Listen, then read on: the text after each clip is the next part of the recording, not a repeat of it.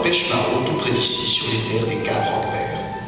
De grandes villas ou domaines se construisent, comme le Clos de la Lombarde à Narbonne ou la villa gallo-romaine de Loupian. Les colons cultivent le blé, la vigne, l'olivier qui sont les éléments de base de l'alimentation méditerranéenne. Ils ont des vergers avec des figuiers, des amandiers. Beaucoup ont des ruches et le miel de Narbonne est déjà connu jusqu'à Rome. La conservation des aliments se fait soit par le sel, soit par le miel, et la tradition s'est perpétuée puisqu'on trouve encore des salins un peu partout dans la région, en passant par Périac-de-Mer, La Palme, Sigean, La Nouvelle et jusqu'à Cuissan. Le vin et la vigne sont des éléments de la culture chargés de symboles. Dionysos chez les Grecs et Bacchus chez les Romains sont souvent représentés et il existe déjà plus de 58 variétés de vignes.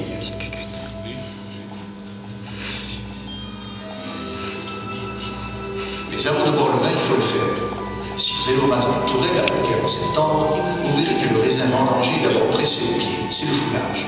Puis au pressoir mécanique, c'est le pressurage.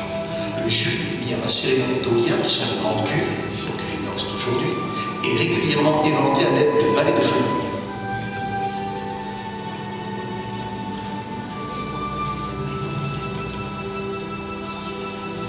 Pour le transport, le vin est mis dans des amphores légères et fragiles qui contiennent environ 26 litres. Au début de notre ère, le site d'Amphoralis à Salerne-d'Aude en fabriquait 1 million par an environ. Les fûts dont on attribue l'invention aux Gaulois remplacent peu à peu les amphores car ils sont plus solides et réutilisables. Ce sont quasiment les mêmes que l'on retrouve aujourd'hui dans nos caves. Chargés sur des charrettes ou des bateaux, ils empruntaient les voies maritimes ou terrestres comme la Via Aquitania ou la Via Domitia. Et les vins, ils peuvent être blancs ou rouges et parfois millésimés. Certains sont miellés et ressemblent à quelques-uns des apéritifs actuels. Ils sont épais et on utilise de nombreuses épices pour masquer leur goût, les parfumer et les conserver. On ne les boit quasiment jamais purs et dans les familles riches, un esclave, le magister, est préposé au service des mesures d'eau et de vin. Vous pouvez d'ailleurs voir au musée de l'Efferdam toute une collection d'objets liés au vin. La vaisselle que vous voyez ici a d'ailleurs été faite à l'identique de celle qui existait dans l'Antiquité. Pour accompagner ces vins, qu'est-ce que l'on mange?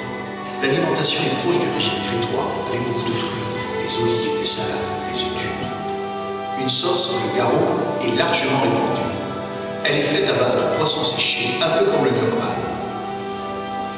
Même si la nourriture dépend du rang social, les céréales sont à la base de l'alimentation. Les gens les plus pauvres se contentent de pois chiches, de légumineuses et quelquefois d'un peu de viande. On mange aussi du gibier, du poisson, des crustacés et déjà des huîtres. Des viandes en sauce accompagnées de rôtis, surtout du veau. Et pour finir, des confitures, du miel, des pâtisseries. En cuisine, on utilise énormément les épices, les plantes aromatiques et les colorants naturels.